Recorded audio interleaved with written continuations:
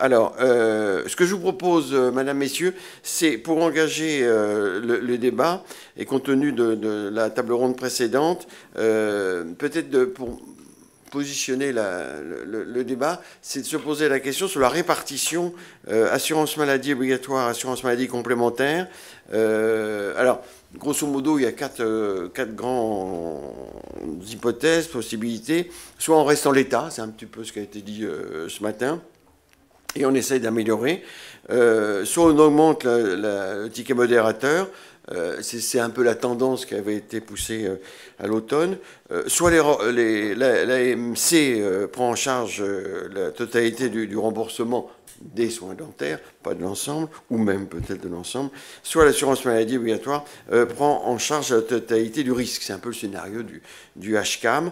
Alors, on a un moment clé, comme on disait, quelle est votre vision un petit peu globalement de l'évolution de l'assurance maladie complémentaire? On va commencer, vous prenez le micro, on va commencer par vous, madame. Mais non, commençons par une femme. Voilà. On a une dame, on va commencer par madame. Merci. D'abord, merci pour cette invitation, merci à l'URPS, merci de l'organisation avec tous les partenaires et effectivement tous les intervenants qui doivent influencer un choix qui est un choix effectivement un petit peu maintenant urgent. Alors là, c'est assez étrange parce qu'on se trouve dans une longue histoire, puisqu'il y a 200 ans que cette histoire-là a commencé, avec les premières couvertures sociales des patrons chrétiens sociaux, entre autres, mais aussi des grands mouvements qui ont vu la révolution industrielle du 19e, puis qui se sont concrétisés d'une manière différente dans le début du 20e avec la participation de l'État, mais les sociétés de secours mutuels en terre qui existaient avant sont restées des mutuelles complémentaires, avec un partage des responsabilités à tout le moins financières en 1946, et qui ont fait que, concernant l'œil, l'oreille, la dent, et j'ai l'habitude de dire un peu la carcasse, parce que je suis rééducatrice, mais tout ce qui est appareillage et tout ce qui est orthèse, prothèse, était pris en charge que partiellement, contrairement aux autres actes médicaux. Et on se trouve là, aujourd'hui, dans un choix qui est dans cette longue histoire. Alors, évidemment, il faut savoir ce qu'on fait. Il faut savoir ce qu'on sait. À titre personnel, j'ai toujours été heurtée, peut-être parce que rééducatrice, heurtée par ce choix, parce que plus de lunettes adaptées, c'est un problème pour conduire la liberté et puis exister. Ne pas entendre, c'est la désocialisation, et ne pas pouvoir avoir des soins dentaires de qualité, c'est la dénutrition, la dépression, et on sait très bien, et j'ai toujours été un peu heurtée de ce partage des genres. Voilà. Donc aujourd'hui, on repose le problème. L'augmentation du reste à charge dans les conditions générales du pouvoir d'achat actuellement en France est pratiquement intolérable. Sinon, c'est renoncer à certains soins. En particulier parce que, certes, il y a les complémentaires obligatoires des actifs, il y a des complémentaires qui peuvent être proposés dans certains cas, ce qui peut être perçu comme de la prévoyance, et surtout les facultatives. Et en fait, ces facultatives ont un rôle un peu particulier. C'est que ces 100, 120 euros par mois des facultatifs que les gens se croient obligés de prendre parce qu'ils ne se sentent pas assez protégés par l'assurance maladie habituelle, eh bien, c'est ça qui va faire renoncer aux soins ou pas, selon que l'on peut absorber ou pas 100 euros par mois, 1200 euros par an. Ça a aussi un rôle sociétal, un rôle psychologique. Et alors, qu'est-ce que vous préconisez ? De trouver une solution qui sera d'abord dans l'assurance maladie générale, parce que les sommes sont considérables. On dit qu'il faut augmenter les recettes alors qu'on n'est pas dans l'état actuel des choses, capable de savoir très réellement ce qu'on rentre. Je vous rappelle qu'il y a quand même des gros problèmes, et particulièrement des problèmes de contrôle interne. Que je sache, la jonction informatique entre les comptables périphériques, c'est-à-dire les URSSAF, puis ensuite toutes les caisses départementales, n'est pas encore complètement achevée avec les comptables nationaux. Ça, c'est un point tout à fait ahurissant aujourd'hui. Dans les contrôles internes, il n'y a aucun contrôle interne. Pas plus que l'on ait des véritables contrôles efficaces en sortie. Donc on peut toujours dire on augmente les entrées, on diminue les sorties. Il y a peut-être énormément d'éléments sur lesquels on peut jouer. Bon, la fraude a été abordée, mais la fraude, quand on aura fait 10-15 milliards sur 655 qui sont ou 660 le périmètre de contrôle de la sécurité sociale, à tout le moins de la Cour des comptes, on se dit qu'on est loin du compte et qu'il faut faire des efforts partout. Vous ne pouvez pas apprendre... Mais dans la répartition du rôle de chacun AMO-OMC, comment vous voyez les choses dans l'état actuel des choses, faire en sorte qu'il y ait un reste à charge minimal en n'ayant par avance assaini les comptes de la sécurité sociale. On ne peut pas dire on vous met du reste à charge. Mais on garde la même répartition AMO-OMC pour dans baisser le reste à charge. Dans l'état actuel des choses, ce ne serait pas l'idéal. Moi, je verrais bien un remboursement meilleur, sans passer complètement par des complémentaires qui, on l'a vu tout à l'heure, parce que je veux bien qu'on soit en délégation de service public pour une petite partie de ces activités, mais cela ne doit pas obérer par les charges et les frais annexes le côté qui n'est que celui de la délégation de service public. Il faut savoir faire la part des choses. On ne peut pas avoir les avantages. Si je comprends bien, vous êtes pour un renforcement de l'assurance maladie le meilleur possible, le meilleur de l'assurance maladie. Alors, Bernard Jomier, vous pensez à peu près la même chose? À votre avis? Vous n'êtes pas pour un renforcement de l'assurance maladie obligatoire?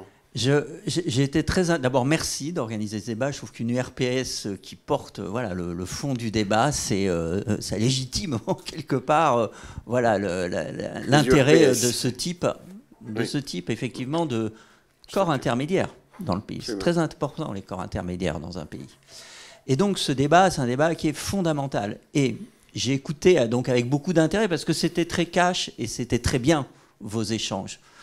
Moi, je voudrais juste rappeler sur les complémentaires, et je vais y venir, je vais répondre à votre question. Vous connaissez la formule, Dieu se rit des hommes qui déplorent les causes dont ils chérissent qui déplorent les effets dont ils chérissent les causes. On a placé les organismes complémentaires en situation de concurrence les uns les autres. Il ne faut pas s'étonner qu'ils consacrent de l'argent à conquérir des parts de marché. Tous les entrepreneurs font ça. Tous les entrepreneurs font ça. Donc, on doit réfléchir à savoir si le cadre est le bon. Le secteur mutualiste, la banque assurance, etc. Vous connaissez ça par cœur. Je ne suis pas partisan, je le dis, de la grande sécu qui couvre l'ensemble du risque. Pourquoi? Parce que je ne crois pas au système où il y a une seule institution, un seul organisme qui va décider de qu'est-ce qui est remboursé, à quel niveau c'est remboursé, qu'est-ce qui n'est pas pris en charge et qui collecte la ressource. Donc qui collecte la ressource, qui organise la dépense et qui décide de tout. Et on l'a vu dans le débat récent, d'ailleurs qui n'est pas du niveau du législateur, hein, donc vous nous exonérerez s'il vous plaît là-dessus, des taux de remboursement, c'est du niveau réglementaire. Mais imaginez que l'assurance maladie décide de tout. Personne n'aurait pu contester la baisse des taux de remboursement. Point. Mais sauf qu'elle décide quand même pas de tout. Et que les OCAM sont intervenus en disant, j'ai entendu le président de la mutualité, Éric Chenu, qui disait, ça va représenter tant, excusez-moi, je ne me rappelle plus du chiffre exact, et donc ça coûtera tant en plus à chaque association. Donc il ne faut pas prendre les choses comme ça. Votre profession, elle est assez, on va dire, démonstratrice de ce qu'est l'évolution des dépenses de santé et comment on doit agir. Parce que, historiquement, et ça a été rappelé par Joël Mélin, c'était très mal pris en charge, les dépenses. Puis, je ne vais pas remonter, moi, jusqu'à 2 siècles avant, mais il y a quelques années, Agnès Buzyn dit, bon, il va falloir qu'on fasse quelque chose sur le dentaire, sur l'optique, et elle met en place le 100% santé. Bon, très bien. Sauf que, tout de suite, on voit que la dépense, elle est potentiellement, effectivement, très importante, et qu'elle doit être. Mais on regarde quelque chose, et moi, vous êtes dentiste, quelle est la part des soins prothétiques qui sont dus à un défaut d'intervention en amont, et donc à un défaut de prévention? Elle est très élevée. Elle est très élevée. Et donc, il est légitime qu'on se pose collectivement la question, assurance maladie, OCAM et professionnels, de où est-ce qu'on va mettre les financements. Et encore une fois, si on ne prend pas, et Cyril va être content de ce que je vais dire, je sais qu'il le partage, un vrai virage de la prévention avec les professions concernées, de dire où est-ce qu'on met prioritairement l'argent pour demain, dans 5 ans, dans 10 ans, moins et mieux dépenser, on n'y arrivera pas. On peut, moi je fuis pas le débat OCAM, assurance maladie. Je ne suis pas pour que l'assurance maladie prenne tout, et je vais vous le dire, pour qu'on ne reste pas dans la situation actuelle, mais qu'on redistribue les cartes. Alors, comment les Et redistribuer les cartes, c'est une conférence de financement et social, où on met les différentes parties autour de la table, et dans les parties, Il y a l'assurance maladie, il y a les OCAM, mais il y a les acteurs de santé et il y a les élus locaux, parce qu'on ne construira pas de système de santé de demain sans le décentraliser et donner plus de rôle aux élus locaux, parce que les enjeux ne sont pas la même chose dans tous les territoires, parce qu'il n'y a pas la même prévalence de la carie en Seine-Saint-Denis ou dans l'Indre-et-Loire, etc., etc. Et donc, il faut mettre tout le monde autour de la table et dire, peut-être que certains secteurs, notamment des actions de prévention ou autres, pourraient être confiés au premier euro, aux OCAM. Peut-être. Et peut-être que d'autres relèvent à 100% de l'assurance maladie. Peut-être que l'hospitalisation en réanimation, c'est peut-être pas très logique, qui est 80%. Donc on décroise. Mais il faut sortir de ce système complètement rigide on est sur la lancée de quelque chose, et je vais conclure, qui a été mis en place il y a très longtemps, après la libération, qui a une vraie cohérence, mais sauf qui, confronté aux enjeux actuels, n'y répond plus et n'oriente pas correctement les flux financiers et ne donne pas suffisamment de responsabilité aux acteurs dans le choix d'orientation des flux financiers. Mais sur les AMC, vous verriez, vous dites qu'il y a la concurrence, donc il y a des frais de concurrence. C'est là où il y a une difficulté. Vous voudriez qu'un seul AMC? Ou comment faire en sorte qu'il n'y ait plus de concurrence? Dans 2 pays d'Europe du Nord, ils ont constaté ce qu'on constate en France. C'est-à-dire qu'en gros, le secteur mutualiste, dans son portefeuille, pardon pour le terme, ça choquera peut-être certains, de personnes qui l'assurent, il y a en gros des personnes qui ont plutôt mon âge, c'est-à-dire 60 ans passés, qui sont malades et qui n'ont pas beaucoup d'argent. Et la banque assurance, quand vous entrez dans une agence, je ne vais pas citer de banque, si vous avez mon âge, encore une fois, on ne vous proposera pas une assurance santé. Si vous avez 30 ans et que vous êtes jeune, etc., on vous proposera une assurance santé. Et donc, c'est ça la réalité. Et donc, dans 2 pays d'Europe du Nord, ils ont mis en place, ils ont choisi autre chose. Ils n'ont pas interdit les uns ou les autres. Ils ont mis en place un fonds de péréquation. T'as trop de patients, t'as trop de clients qui ont 30 ans, et sinon, tu payes, et sinon, au Danemark, c'est 100% sécu. Alors, il y a aussi du... Mais oui, tous les systèmes peuvent exister. Si vous croyez... Moi, je ne crois pas qu'il y a un système unique qui correspond à tous les pays, à toutes les traditions, à la volonté des acteurs. Et je dis que le choix de ce système, maintenant, parce qu'il faut qu'on change, il doit se faire à l'issue d'une conférence des partis. D'accord. Voilà. Alors après, on fait un tour de table rapide, mais c'est important que vous vous positionnez bien. Peut-être on va passer la parole parce qu'il est loin, alors il va croire qu'on l'a oublié. Cyril Isaac Sibylle, député du Rhône, vous nous entendez? Vous êtes toujours là? Quel est votre... Vous êtes allé prendre un café? Non, parce que, vous voyez, on a bien fait. Hein. Est-ce que vous nous entendez? Mais on a l'impression que... Non, vous êtes toujours là.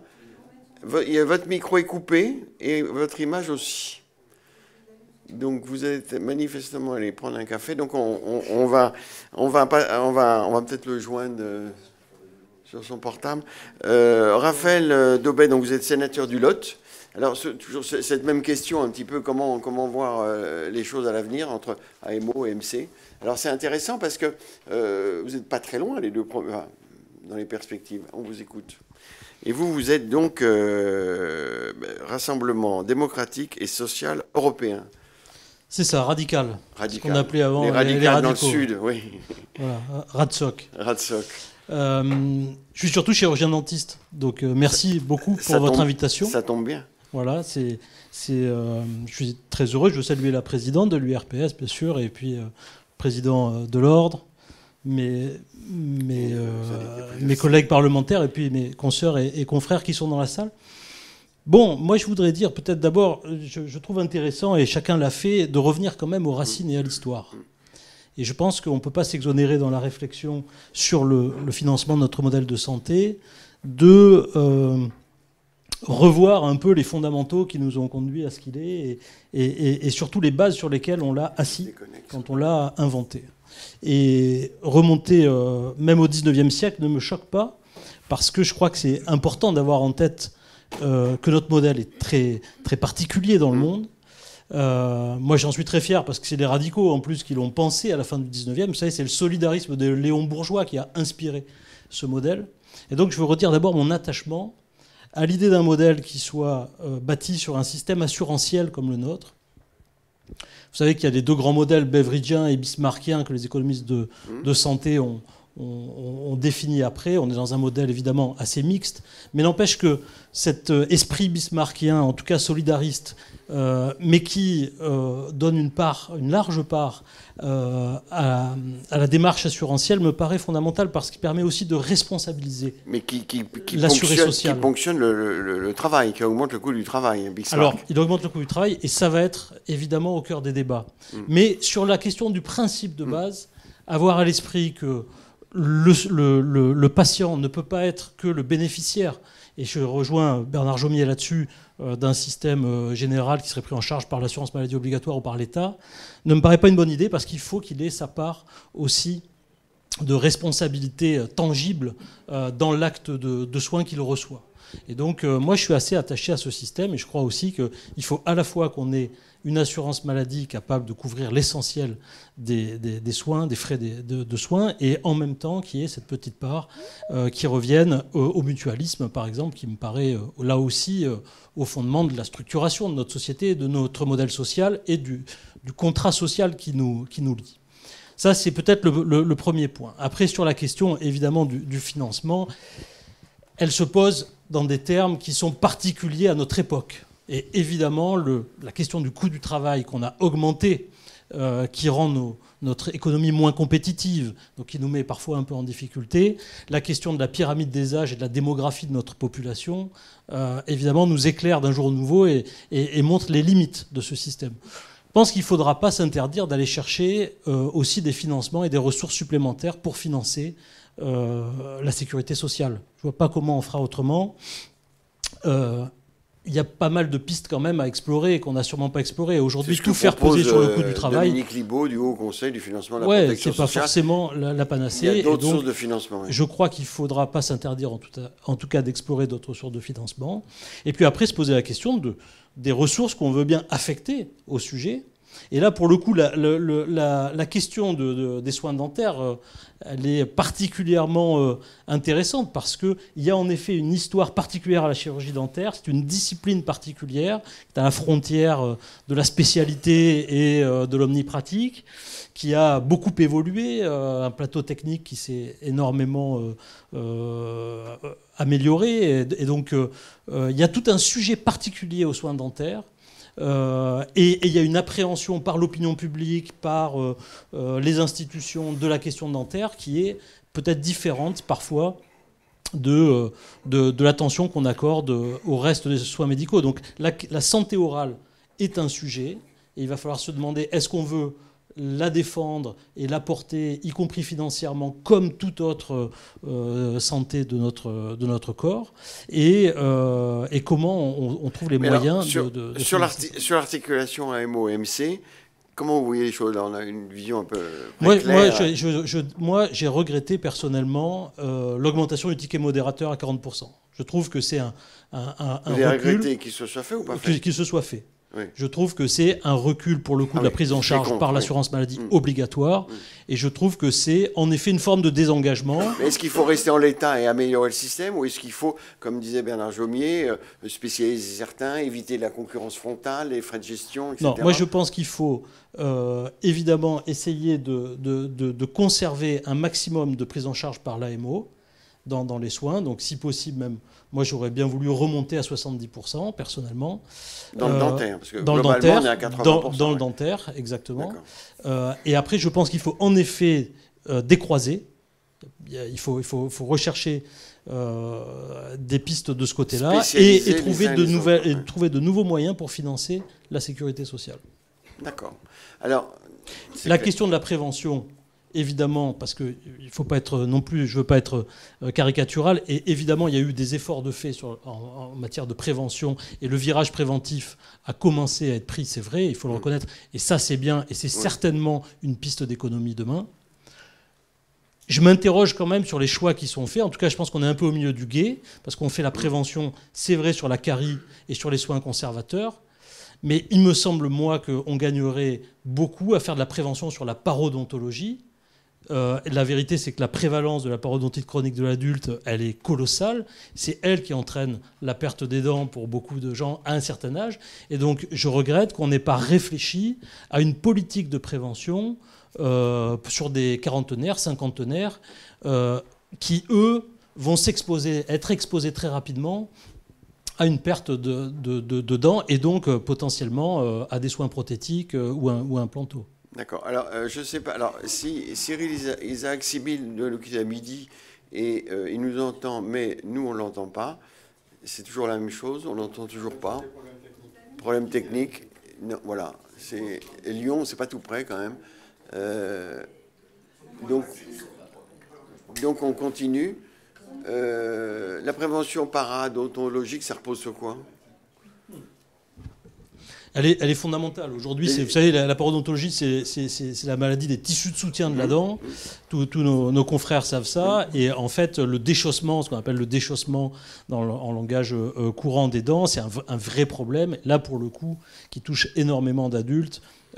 Et donc, entre 20 et 50% quasiment des adultes qui sont atteints, je crois, par ce type de pathologie. Et donc là, il y a un vrai sujet, et on sait faire, c'est-à-dire que ça passe par des actes, notamment de surfaçage, de curetage, etc., de chirurgie de lambeaux, mais il y a des savoir-faire, il y a là aussi des technologies qui se développent avec le laser, il y a des vraies évolutions qui permettent de limiter cette survenue de maladies du déchaussement et donc de perte des dents. D'accord. Alors, si on avance un petit peu, on l'a vu, il n'y a pas de désengagement de l'assurance maladie, mais enfin quand même, l'assurance maladie complémentaire en prend de plus en plus. Si c'est le cas, quelles risquent d'être les conséquences, tant pour les patients que pour les professionnels de santé, si on reste en l'état et que petit à petit, il y a un désengagement de l'assurance maladie? Comment vous voyez les choses, Madame Mesdames ? Bien, pour l'instant, on n'a pas tout à fait de visibilité, puisque nous n'avons pas encore voté ni le budget de la sécurité sociale. Mais si on se met en prospective dans les 5 années à venir... En prospective, je crois qu'il est... comment dirais-je ?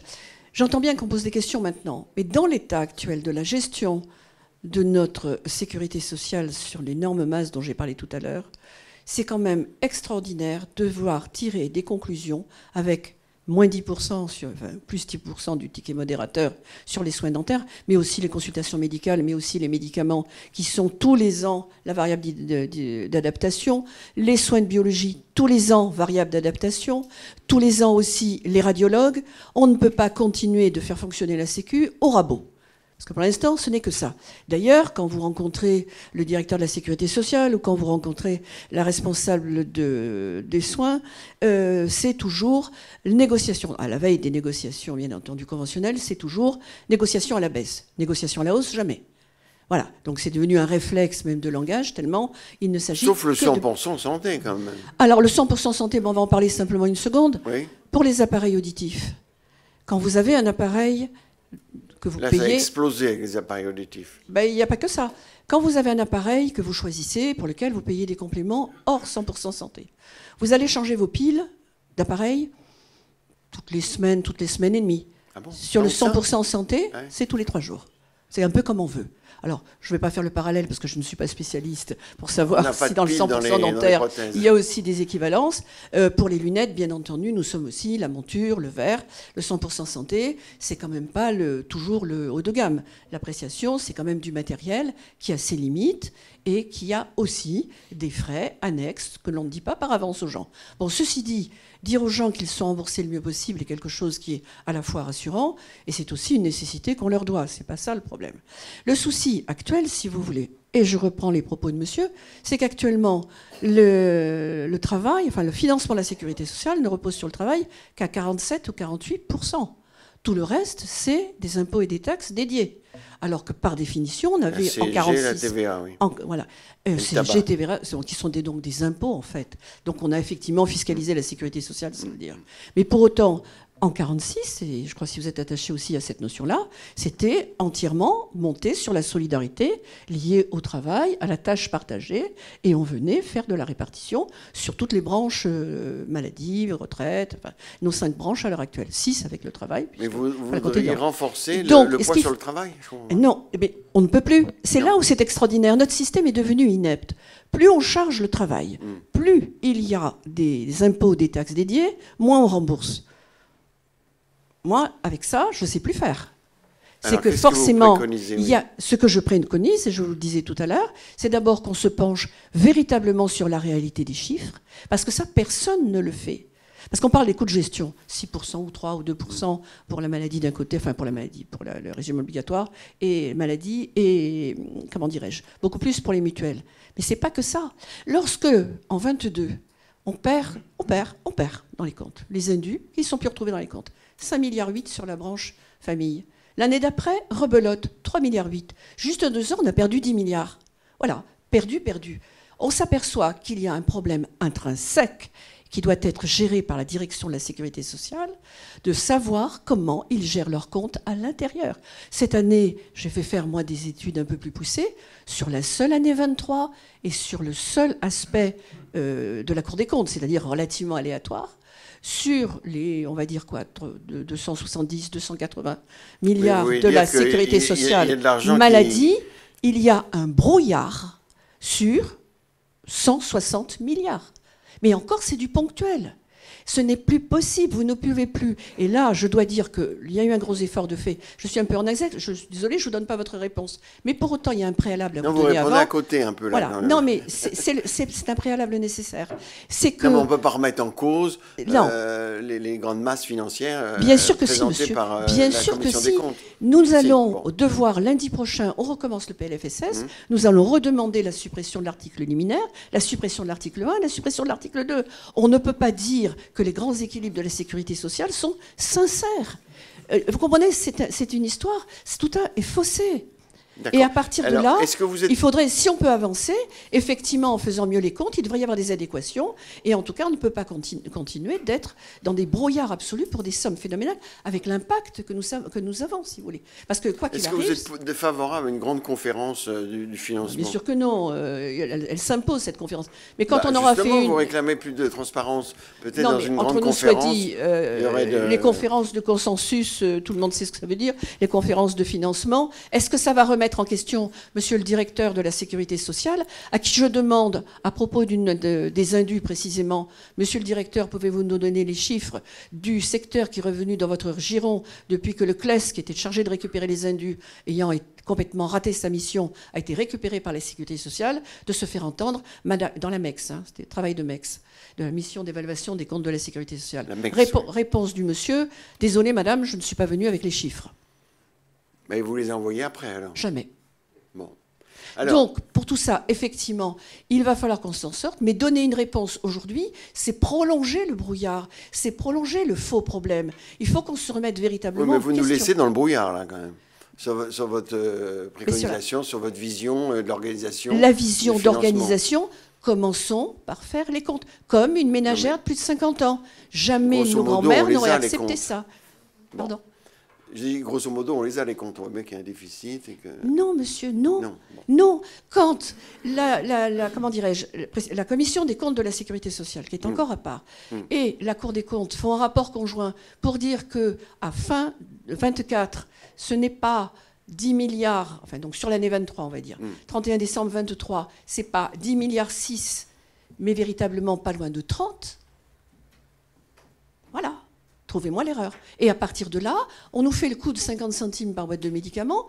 Pour les dentistes, précisément, puisque c'est eux qui sont au cœur du message aujourd'hui, on va dire on rembourse de 10%, on augmente le ticket modérateur de 10%.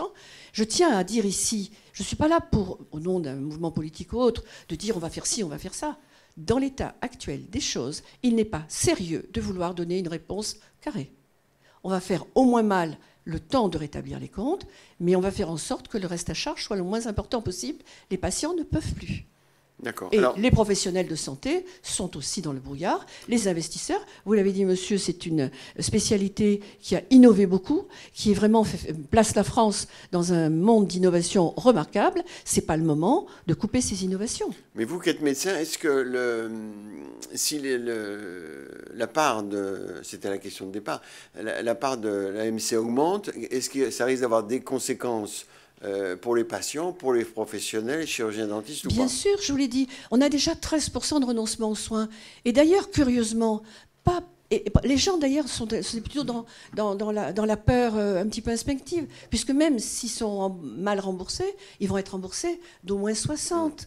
C'est déjà mieux que d'être remboursés à zéro, mais ils sont remboursés à zéro parce qu'ils ne font pas les soins. Vous voyez, c'est tout un système comportemental. Et c'est vrai que les soins dentaires, les soins de lunettes et les soins d'audioprothèse, avec ce statut particulier de ne pas avoir 30-70 mais 70-30, ça a modifié les gens prennent des mutuelles précisément pour l'œil, l'oreille et la dent. Vous comprenez? Et là, si on touche à ce domaine-là, on touche à la peur et on touche au comportement. Et les gens qui se privent ou de chauffage, ou de nourriture, ou de voyage, parce qu'ils ont 100 € de plus par mois à payer pour leur complémentaire au cas où, c'est un vrai fait de société. Bernard Jomier, comment vous réagissez à ces propos? Alors, d'abord, je voudrais vous dire que votre question, je vais dire comme le président de l'UNOCAM tout à l'heure, il va falloir 2 heures pour y répondre, mais je vais essayer de faire... Donc pardonnez-moi si je suis un peu trop synthétique. Je suis d'accord avec Mme Mélin par exemple, sur les comptes de la sécurité sociale. Je fais partie des quelques parlementaires qui siègent à la commission des comptes de la sécurité sociale. On a vu le déficit basculer d'un coup. Enfin, moi, je me souviens de notre réunion du mois de mai où tout allait bien en gros. Et puis 2 mois, 3 mois après, plus rien n'allait. Et avec des explications qui n'étaient absolument pas satisfaisantes. Donc, il s'est passé quelque chose l'an dernier qui m'interroge. Deuxièmement, on dit souvent la France dépense beaucoup pour sa santé, beaucoup trop, on pourrait dépenser moins, etc. Il faut toujours chercher l'argent public, c'est précieux, il faut le respecter, c'est les contributions des Français, il ne faut pas l'oublier, c'est eux qui payent, et donc il faut le gérer de façon très précautionneuse. Mais ça n'est pas tout à fait exact. On n'est pas le pays qui dépense le plus. Les États-Unis dépensent beaucoup plus. Et même avec des résultats bien moindres. Absolument. Et quand on compare à pays à niveau de vie élevé, comparable, l'Allemagne dépense plus que nous dans la dépense de santé. Oui, absolument. Donc, on est plutôt dans le haut de la fourchette, dont acte, mais on n'a pas une dépense extraordinaire. Et deuxièmement, cette dépense, elle va progresser. Je ne reviens pas sur les raisons, ça a été exposé auparavant. Donc, elle va progresser. Donc on doit poser la question du financement. Deuxièmement, l'état actuel des comptes sociaux est qu'il y a eu des choix délibérés de l'État de mettre les comptes sociaux en déficit. Et je pèse mes mots, je l'ai expliqué plusieurs fois à la tribune du Sénat, aux ministres concernés. Je vais vous prendre 2 exemples. 136 milliards de dettes Covid consécutives à des décision de l'État, à une situation extraordinaire. C'est-à-dire que la sécurité sociale n'a pas été pensée pour gérer une pandémie mondiale qui va mettre à l'arrêt le pays, qui fait qu'on va dire aux gens de rester chez eux tout en les payant, etc. etc. Elle n'a pas été conçue pour ça. Voilà, elle est conçue pour gérer des risques, on va dire, courants. Eh bien, 736 milliards, ils pouvaient être mis dans la dette de l'État, et voilà, hop, elle est de 3400, 3500 milliards, je ne sais plus, le compteur monte sans arrêt. Non, il y a eu le choix de la mettre sur le dos de la Sécu, avec 11 à 12 milliards de remboursements chaque année. Donc chaque année... Dans la CADES. Oui, dans la CADES. Mais chaque année, la Sécu paye, rembourse. Et donc chaque année, pof, 12 milliards. Alors, vous voyez, quand vous avez 17 milliards de déficit, ça revient au même. Je vous le dis, je ne vais pas vous noyer sous les chiffres. Oui, ça ne revient pas du tout au même. Non, je veux dire, c'est la CADES qui rembourse, mais c'est de l'argent public, on est d'accord. Mais quand vous mettez dans la dette de l'État, vous envoyez ça dans une dette qui pose d'autres questions. Mais bon, voilà, il n'y a pas de problème. Ça. Là, la CADES, elle a 10 ans pour rembourser. Donc, chaque année, voilà, sur 17 milliards de déficit, là, il y en a 12 déjà qui viennent de là. Et puis il y a la question des exonérations de cotisations qui ne sont pas compensées et qui ne représentent pas 90 milliards, ça c'est le total des exonérations, mais c'est plusieurs milliards. Donc rien que ces 2 questions mettre Alors, la sécurité sociale. Quelle est l'intention des pouvoirs publics en provoquant le déficit de la Sécu et de l'assurance maladie en particulier? Il est politique. C'est-à-dire que vous entretenez en permanence un discours que la santé coûte cher, que tout ça c'est un pognon de dingue. Est-ce que c'est pour privatiser? Est-ce que c'est pour augmenter la part des... Je ne vais pas jusque-là, AMC? je vous laisse aux interprétations de chacun en fonction de ses idées et de ses pratiques, mais je vous dis qu'en tout cas, ça se traduit par tout ça est un pognon de dingue qui nous coûte très cher, le système social est bien trop généreux, etc. C'est ça la traduction politique directe. Et l'impact sur les acteurs du système, il est terrible. Parce que quand des soignants, en permanence, on leur dit vous coûtez cher au pays, et regardez, c'est que du déficit. Et donc il va falloir que vous fassiez des économies. Et depuis des années, il n'y a que le discours d'économie qui est dans les têtes, alors que le vrai discours positif, c'est le discours de l'efficience des soins. C'est le déficit de où on investit pour que les professionnels puissent exercer dans de bonnes conditions et que les indicateurs de santé progressent. Comment on fait pour que cet argent, il produise de la santé, du mieux-être pour le pays? Et au lieu de ça, alors qu'on met vraiment beaucoup d'argent, on entretient un discours qui n'est que négatif. Oui, c'est un choix délibéré. Vous savez, je l'ai dit X fois dans mes interventions au Sénat, etc. Et je n'ai jamais eu de réponse satisfaisante. Je ne vais pas dire que je n'ai pas eu de réponse, mais il y a une chose qu'il faut faire, et j'en viens et je vais aller vite et conclure. Non, mais c'est important. C'est qu'on ne peut plus adopter comme ça le budget en santé du pays. Vous savez sans doute comment il est adopté, mais je vais le dire en 2 minutes pour l'ensemble des personnes qui assistent à cet échange. Le budget en santé du pays, c'est Bercy qui l'établit. Voilà, au printemps, au début de l'été, ils commencent à faire les comptes, ils font des trucs. Puis après, ça part au ministère de la Santé, il y a un peu d'échange, d'aller-retour, et puis au ministère des Affaires sociales. Et quand ça arrive au Parlement, ça arrive chez les députés. Alors maintenant, ils ont un peu plus de temps, vous devez avoir 15 jours à peu près, mais avant, vous le receviez 3 jours avant d'en débattre. Voilà, quand même, l'ONDAM, je rappelle, 260 milliards d'euros. Hein. Donc on vous envoie un budget de 260 milliards, puis il y a le reste du budget social, il n'y a pas que ça à s'occuper quand on est aux affaires sociales.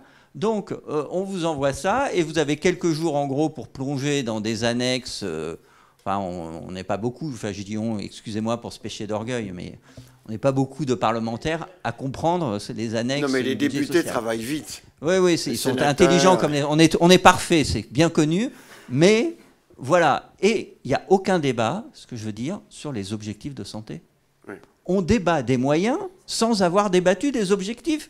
Enfin, pardon, mais dans toutes nos professions, moi je suis médecin généraliste libéral, j'exerce toujours, je veux dire, on ne fait pas les budgets de nos cabinets autres sans savoir ce qu'on fait, ce qu'on soigne, pourquoi on est là. Enfin, je veux dire, on marche sur la tête. Et je vais vous dire le pire, c'est que quand le Premier ministre des Comptes publics, qui m'a dit publiquement, c'est dans les scripts des échanges en commission, qui m'a dit « vous avez raison, on ne devrait plus progresser comme ça », c'était Gabriel Attal, il y a 2 ans. Parce qu'on a oublié, mais il y a 2 ans, il était ministre des Comptes publics, depuis il y en a eu 12, mais il y a 2 ans, il était ministre des Comptes publics. Et cette année, l'année dernière, donc, Laurent Saint-Martin m'a dit exactement la même chose. On ne peut plus continuer comme ça. On ne peut plus adopter le budget santé du pays de cette façon. C'est ce que propose. Et je suis désolé, je ne suis pas un révolutionnaire, mais si on ne renverse pas la table, et si on ne fait pas une conférence des partis, pardon, c'est pas qu'une conférence de financement, je retire ce terme, vous avez raison. Mais si on ne fait pas une conférence des partis, et pas que l'État et les sommets, mais les acteurs de santé, les élus locaux, si on ne construit pas le budget santé du pays à partir d'un travail d'abord territorialisé, qui remontera, qui construira des objectifs nationaux, le Parlement en juillet, qui devra adopter une feuille de route des objectifs nationaux de santé publique, et à partir de là, on écrit le budget, et à l'automne, on l'adopte. Tant qu'on ne procédera pas comme ça, je vais vous dire, il n'y aura pas de virage de la prévention et il n'y aura pas d'efficience dans le choix de fléchage des dépenses. L'actuel Premier ministre, M. Bayrou, sur la pluriannualité des budgets de la Sécu. Alors, c'est une autre question, mais qui est juste. C'est qu'effectivement, on a besoin d'avoir, pareil, en matière de santé, une vision qui dépasse le bornage annuel. Comme vous le savez, le problème des lois de programmation, des lois pluriannuelles, c'est qu'elles sont bordées constitutionnellement. C'est-à-dire que ça ne peut pas s'appliquer pluriannuellement.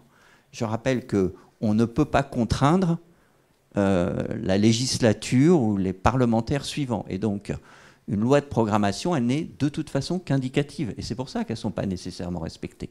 Notre droit à voter le budget, c'est un droit qui est strictement annuel.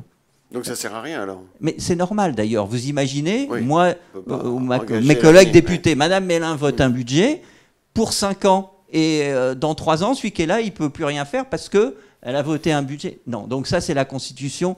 On ne peut pas franchir ça. Mais on a besoin d'une stratégie pluriannuelle, bien sûr, mais pas que de ça, je vous le dis.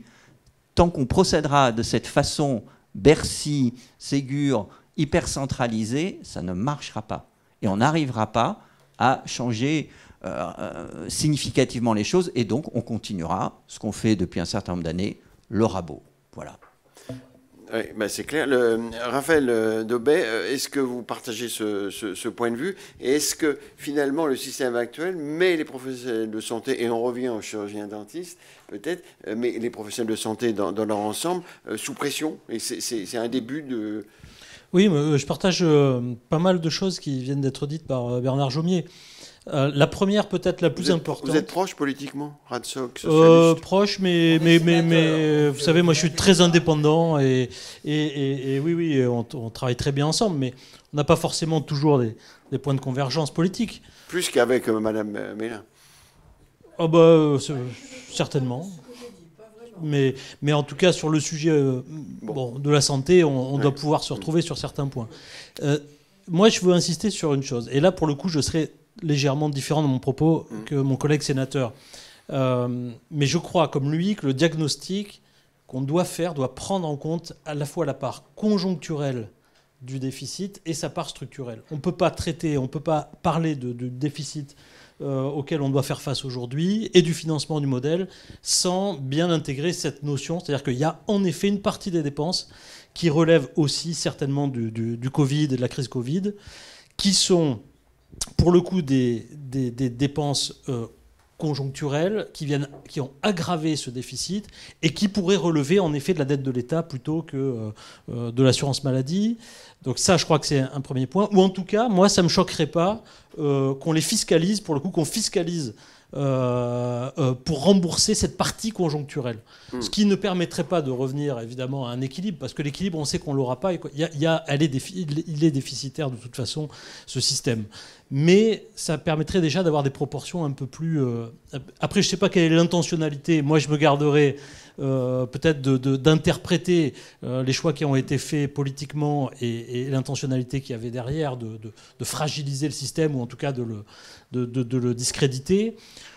C'est un peu ma partie de désaccord, mais quand même, en tout cas, voilà, garder à l'esprit cela. Et une fois qu'on a vu ça, donc ça veut dire qu'il faut chercher des financements dans les années qui viennent, très proches, spécifiques et certainement importants pour répondre à ce premier enjeu de réduction du déficit.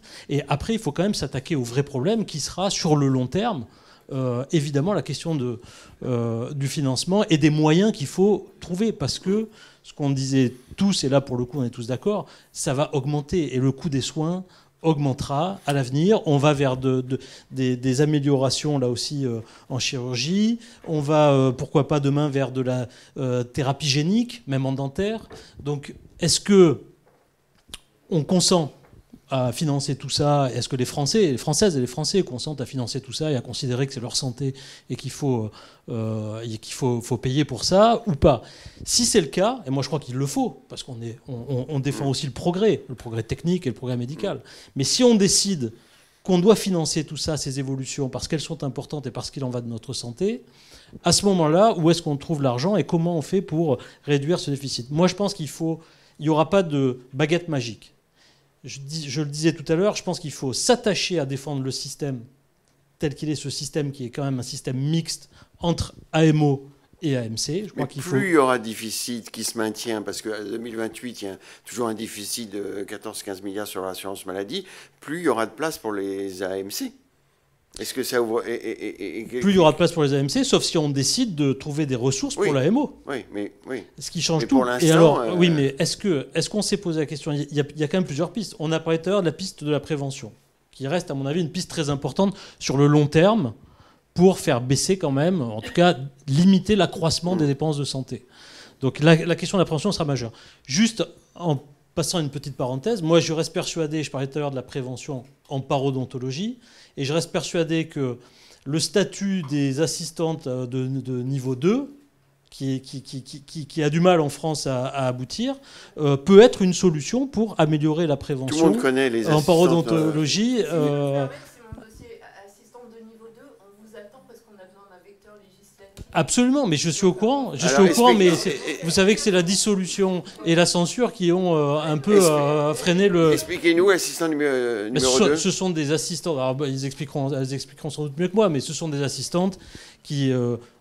hygiénistes. C'est ça ? Bon, c'est pas ça. Alors, vous voyez, je dis des bêtises. Alors, vous me faites dire des bêtises. En tout cas, ce sont des assistantes qui sont capables de faire une partie, qui ont des délégations de tâches, voilà, sur des soins, et notamment des soins de prévention, d'hygiène, de prophylaxie, qui seront très utiles. Parce que les assistantes de type 1 n'ont pas de délégation de tâches. Ah non, ça. non. D'accord. Pas aujourd'hui. C'est les IPA un peu. Non, enfin, c'est pas les IPA, mais c'est monté en grade. C'est une petite parenthèse, mais c'est pour dire que c'est, à mon avis, là-dessus aussi qu'on peut fonder une démarche de prévention. On va vous donner un micro peut-être alors, parce que s'il n'y a pas de micro là. Non. Très bien, je le note. Alors, on y reviendra tout à l'heure. Et juste, je termine sur deux autres points. Donc, il y a ce sujet de la prévention. Il y a le sujet évidemment de la fraude dont on a parlé tout à l'heure. Même si moi, je pense que la fraude ne permettra pas de... À mon avis, elle est pas si colossale que ça. Il y a la pertinence, évidemment, des choix thérapeutiques et des soins, mais il y a sûrement des économies à faire autour de ça, mais je ne crois pas que ce sera majeur. Et puis après, il y a quand même la question qu'il faut qu'on se pose, c'est est-ce que tous les revenus, et y compris les revenus du capital, sont suffisamment taxés en France, en tout cas font suffisamment l'objet de cotisations sociales. Moi je pense à la taxe sur la transaction financière, il y a plein de gens qui gagnent leur vie grâce à des transactions financières. On peut regarder aussi leur part de cotisation au système, au modèle social. Mais alors, si on revient sur, parce que c'était le thème de la réunion, sur AMO, AMC, des engagements, est-ce qu'il va y avoir, de votre point de vue, compte tenu que tout ce que vous préconisez, c'est pas tout à fait simple et qu'on n'en prend pas vraiment le pas, tant la prévention que la pluriannualité, ça va prendre du temps, etc., et la conférence des parties, est-ce que l'augmentation des assurances maladie complémentaires, des complémentaires santé, est un peu inéluctable ? Est-ce qu'il peut y avoir un sursaut ? Ça dépend du choix qu'on fait. Oui. Parce que les complémentaires de santé ne le souhaitent pas tellement, parce qu'ils disent on va augmenter nos tarifs et on va perdre des assurés. En santé ni en politique, rien n'est inéluctable. Voilà, je crois qu'à un moment donné, les phrases qui vous emmènent ah ben non, c'est normal, il y a qu'à subir, sûrement pas, jamais. Il y a des choix politiques à faire, mais les choix politiques, on peut le faire qu'avec toutes les données. Ça s'appelle le consentement éclairé quand même. Il faut avoir les éléments en notre possession. Le souci qui se pose avec cette notion d'habituer la petite musique, ah ben c'est inéluctable, c'est qu'on arrive, et ça c'est un point, on l'a pas soulevé avec le terme, mais je pense que vous connaissant, vous allez l'accepter, c'est le problème de la financiarisation de la santé. Ça, Bernard Jomier connaît bien, il nous a fait un rapport. Et je le sais, c'est pour ça que je me permets de le dire. La financiarisation, elle se fait où ? Elle se fait à deux niveaux. Elle se fait par le regroupement. J'ai vu un rapport là hier. Il semblerait que les regroupements d'assurances entre elles se soient accélérés. Donc, il y a véritablement des grands groupes qui sont lucratifs ou non lucratifs, mais malgré tout, à fonds financiers, ça devient la majorité. Et puis, ça se trouve aussi sur le terrain. Parce que ce n'est pas un hasard non plus que les 3/4 des centres médicaux qui sont vraiment installés, ce sont les centres dentaires et les centres ophtalmo et les centres auditifs. C'est bien évidemment sur ces trois spécialités.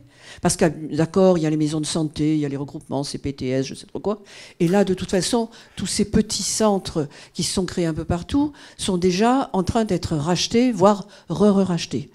Parce que dès l'instant que le gestionnaire est un financier, mais c'est un métier comme un autre, j'ai rien contre ça, mais n'est pas, mais n'est pas de profession de santé, pas forcément médecin, oui. Professionnel de santé, ça donne celui de ma commune d'Aubagne dans les Bouches-du-Rhône, où on a gentiment demandé au directeur du centre local de bien vouloir démissionner parce qu'il avait juste 11 voitures en leasing et qu'il n'avait pas payé le loyer depuis 1 an. Voilà. Donc des comportements comme ça. Tout ça pourquoi ? Pour que, alors qu'il y avait des propositions de rachat qui auraient pu s'entendre parfaitement, c'est l'APHM de Marseille, je vous donne un exemple précis, mais ça peut se faire n'importe où en France, c'est l'APHM qui est, elle, gravissimement déficitaire, qui a racheté pour pouvoir l'introduire dans ses comptes. Et qu'est-ce que ça va donner derrière? Bon, ceci dit, la financiarisation, c'est vraiment... Autant on a besoin de flux financiers importants pour l'innovation, mais peut-être pas voir des dividendes, mais là je pense que je vais vous faire plaisir, et on ne peut pas se dire le contraire les uns les autres, avoir des dividendes sur la santé, c'est juste pas possible, ce qu'on disait tout à l'heure. Et ce que vous voulez dire, c'est que les AMC rentrent dans une logique de financiarisation, c'est ce que vous dites, au-delà des centres de santé? Elles sont une des pistes comment dirais-je, une des pistes d'intérêt de la financiarisation. L'argent va à l'argent. Enfin, je veux dire, les financiers, que ce soit des lits d'hôpitaux, que ce soit du dentaire, que ce soit de l'optique ou de l'audition ou des valves cardiaques, ils s'en fichent. Pour peu qu'il y ait de l'industrie, qu'il y ait du commerce, et in fine, c'est là où c'est beaucoup plus choquant, l'argent extemporané, la financiarisation, l'argent qui va à l'argent. Si encore c'est du productif, à la limite, ok, très bien, c'est la concurrence, mais pas la concurrence sur le déplacement des masses financières, avec des fonds de pension qui, eux, ne sont pas du tout dans la logique. On le voit très bien avec les lits d'hôpitaux, on les ouvre, on les ferme par rapport à leur valeur marchande. Pas forcément au fait qu'ils vont pouvoir être des lits pour des personnes du troisième âge qui ne peuvent plus rester chez eux, des lits pour des enfants cancéreux ou en réanimation. Donc il y a un moment donné, tout ce que nous vivons, nous, professionnels de santé, du fond du cœur, et on veut bien se mettre dans le système, ou alors il va peut-être falloir aussi qu'on reparle du système conventionnel et autres. Ça peut peut-être aller jusque-là, mais il n'en reste pas moins vrai que cette financiarisation, cet état d'esprit de la financiarisation. Et on l'a vu, je fais partie de cette génération qui a vu les premiers médecins acheter, mais pas que, mais enfin surtout médecins, acheter des maisons de retraite et devenir de vrais financiers. On a vu toutes sortes de professions, alors que nous, on avait trimé pour faire nos 6 ans, 7 ans, 10 ans d'études, d'un coup dire, oh là là, c'est pas sur la convention et les 3,50 francs de déplacement la nuit qu'on va faire fortune, donc on achète des maisons de retraite. C'est un état d'esprit général, vous voyez, et il faut là, et c'est là, je me tourne vers Monsieur le Président de l'Ordre de Paris, les ordres ont toute leur place pour justement faire en sorte que, même si un médecin veut avoir un bel outil de travail et nous donner les meilleures conditions de travail, un petit peu façon clinique de Californie, pourquoi pas, mais tout ça dans un esprit éthique. Et la financiarisation ne peut pas avoir une éthique, et ça pose un vrai problème dans le domaine de la santé. Bernard Joubig, vous qui avez fait un rapport du Sénat qui a été remarqué sur la financiarisation, vous partagez le point de vue de Mme Bénin? Alors, en essayant toujours de rester dans le sujet, AMC. Justement, oui. Les acteurs de l'AMC, que ce soit le secteur mutualiste ou la banque assurance, on ne peut pas les accuser là d'être dans un développement de la financiarisation. Alors, dans le secteur mutualiste, il n'y a pas d'actionnaire. Donc, déjà, il n'y a pas de... Il n'y a pas de fonds. Voilà, il n'y a pas de cession. Bon, donc, non. Au contraire, ils la combattent très nettement. Dans le secteur des OCAM, de la banque assurance, il y a en arrière-plan d'un certain nombre d'offreurs de couverture, effectivement, des actionnaires et internationaux et des montages. Donc, il y a sans doute un peu d'argent collecté qui fuit ailleurs. C'est impossible de dire combien, mais ce n'est pas le phénomène majeur de la financiarisation. Le phénomène majeur de la financiarisation, ce sont les propriétaires des structures de soins. Et donc, on voit bien que... Et c'est la marque de cette financiarisation, c'est que notre système de santé, moi je défends très clairement son équilibre, son organisation actuelle, c'est-à-dire un secteur public qui est assez important, particulièrement dans le domaine des établissements d'hospitalisation, et un secteur privé qui est majoritaire dans l'offre ambulatoire et qui repose sur un capitalisme professionnel. Moi, je suis médecin généraliste libéral, on a notre SCM, etc., on a nos parts, bon, voilà, vous connaissez ça par cœur, vous. Donc, et ce capitalisme professionnel, je sais que certains voudraient l'effacer, hein, mais ce n'est pas la position de notre rapport, et ça n'est pas ma position personnelle. C'est qu'il est régulé. Il y a tout un ensemble de règles qui ont été mises. Il y a les ordres professionnels, qui d'ailleurs nous ont dit qu'ils avaient besoin de nouvelles règles pour pouvoir plus lutter contre le capitalisme financiarisé. Et ce qui est en train de se passer, c'est très simple. C'est que le capitalisme financiarisé est en train d'essayer de tuer le capitalisme professionnel. Et les premières cibles, ce sont les dentistes libéraux, les radiologues libéraux, etc. Oui, c'est une guerre qui a été déclenchée par des tenants de grandes sociétés. Et là, on a essayé, avec mes collègues, avec Corinne Imbert et Olivier Henno, je ne suis pas le seul à avoir fait ce travail, on était 3, d'évaluer combien d'argent, en fait, sortait de notre système, puisque les contributions sociales des Français, ça a été rappelé, la CSG, etc. Bon, et combien sortait du fait de ce capitalisme financiarisé pour aller rémunérer des actionnaires qui sont en Australie pour Ramsay, ou etc. Bon. On a consulté des économistes de la santé, on a cherché, on a travaillé, personne n'arrive à un chiffre. Et pourquoi personne n'arrive à un chiffre? On a des estimations. Mais pourquoi personne n'arrive à un chiffre précis? Parce que l'opacité est organisée. Parce que tout le système est fait pour qu'on ne trouve pas ce chiffre-là. Moi, si je vous montre sur une feuille la holding d'Elsan, par exemple, vous allez écarquiller les yeux. De toute façon, vous n'arriverez même pas, comme moi, à lire sur un A4, tellement il y a de sociétés qui se recoupent et qui s'incluent les unes dans les autres. C'est indéchiffrable. Les avocats de ces structures sont particulièrement performants. On a audité des cabinets d'avocats spécialisés. C'est très intéressant. Et nous qui sommes des professionnels de santé ou qui sommes aux affaires sociales, je peux vous dire, on est quasi démunis. C'est ça qui est en train de se passer. Là, c'est très simple. On ne peut pas lutter totalement contre. Et c'est pour ça, dans notre rapport, on ne cherche pas. Notre conclusion, c'est dans le secteur de l'hospitalisation privée, c'est pas que je sois défaitiste, que je ne veux pas, mais... c'est la grande majorité qui appartient à des grands groupes. À peu près 75%. Oui. Voilà, il reste à peu près 25% d'offres privées, familiales ou donc là, professionnelles, etc. C'est pas qu'on laisse faire, mais je ne vois pas comment on reprend. C'est par là. Ou alors, il faudrait beaucoup d'argent, On a une législation européenne, je le rappelle, je ne vais pas entrer dans les détails. On a un droit des affaires qui existe dans notre pays, etc. Donc, c'est une vraie bataille. Mais par contre, très clairement, dans l'offre de soins ambulatoires, on a les moyens d'arrêter la progression. Il y a un certain nombre d'outils.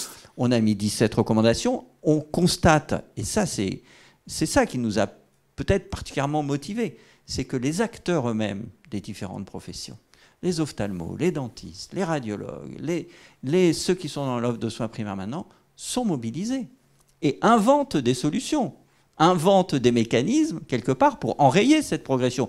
Vous avez signé une convention qui enraye la progression de l'exercice dans ces centres versus l'exercice libéral traditionnel. Et vous avez eu raison. Du coup, d'ailleurs, tout le monde a dit, maintenant, les dentistes, ils sont convertis à la limitation de la liberté d'installation. C'est ça, la lecture. Et donc, quand je discute avec les acteurs, je leur dis, mais regardez de près. Ce qu'ils ont signé, c'est de geler le rapport de force. Au contraire, c'est de maintenir l'exercice traditionnel et d'empêcher le développement des centres financiarisés avec toutes les dérives qu'il y a eu, etc. Donc, c'est ça. Mais dans le débat public, ce qui ressort, c'est ça va être le tour des médecins, parce que même les dentistes, ils ont accepté. Vous avez tous... Absolument. Ça, c'est ça. Mais donc, les corps professionnels nous demandent des outils. Et donc, on a fait 17 recommandations. Et maintenant, il appartient aux ministres concernés de se saisir de tout ça. C'est pas très compliqué.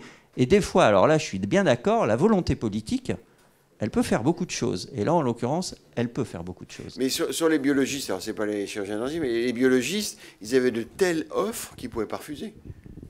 Alors, pas que les biologistes. C'est-à-dire que... En l'occurrence. Un ophtalmo qui part à la retraite... Non, mais il faut pas être naïf. On est des professions de santé. Et on tient aussi à gagner notre vie. Et quand on part à la retraite, on préfère avoir une belle maison qu'être logé dans un studio.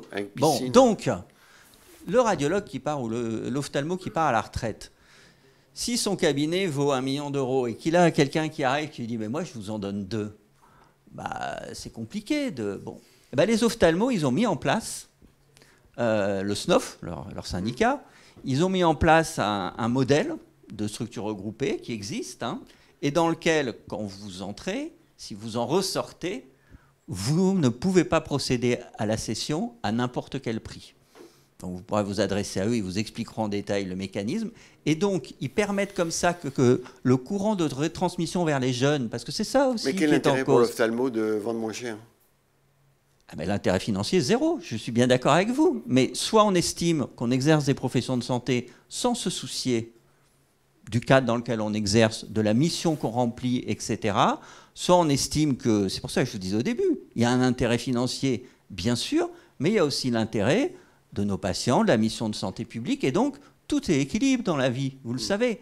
Et donc, il ne s'agit pas de spolier celui qui part à la retraite, il s'agit de dire qu'il faut qu'il puisse céder à un jeune qui arrive. Sinon, les jeunes, ils peuvent plus, ils n'arrivent plus à acquérir. Et donc, ils ont mis en place, c'est pas l'État, c'est pas les législateurs, c'est le corps professionnel, ce sont les acteurs eux-mêmes. Ils ont mis en place un mécanisme qui permet la transmission vers les plus jeunes, sans spolier les plus anciens, mais sans faire que ce soit l'open bar financier. Donc on a tous une responsabilité. Moi je vous dis, et c'est pour ça que je suis aussi un partisan, je vous l'ai dit au début, fondamentalement, de la pleine implication des acteurs, des corps intermédiaires, et là donc des professionnels de santé, dans la détermination des conditions de l'exercice, des conditions du financement et de la répartition des missions.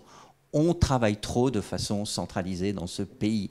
Il faut qu'on en sorte, sinon on ne résoudra pas ces questions. Sur cette question de la financiarisation, moi je le constate, ce sont les acteurs, et on l'a constaté avec mes collègues, qui ont commencé à imaginer des solutions. Mais il faut que l'État soit beaucoup plus actif. Vous qui êtes médecin généraliste, votre cabinet, il vaut rien.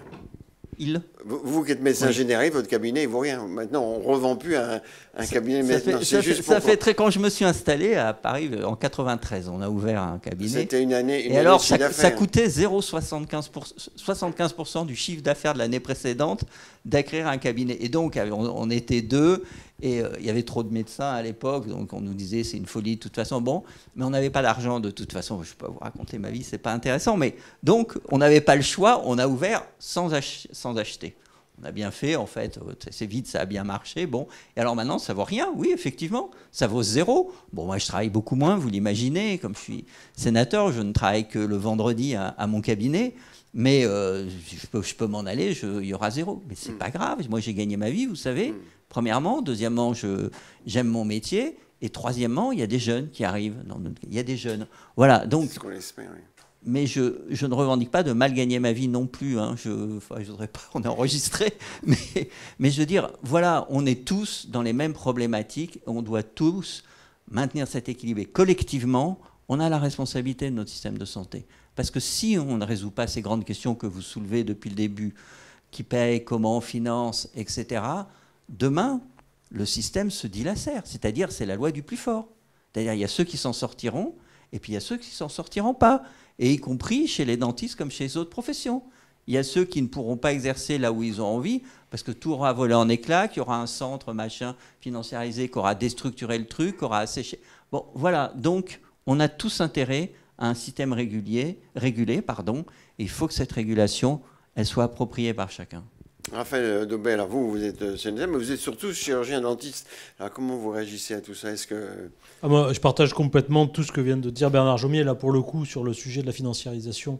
Je suis totalement d'accord. Je crois aussi qu'il faut que nos professions, dans toute leur diversité, soient capables de réfléchir déontologiquement et éthiquement à la place qu'elles ont aussi dans la société et au rôle qu'elles ont, à la responsabilité qu'elles ont et aux moyens qu'elles doivent mettre en œuvre pour empêcher en effet qu'il y ait des déviances qu'on ne veut pas subir.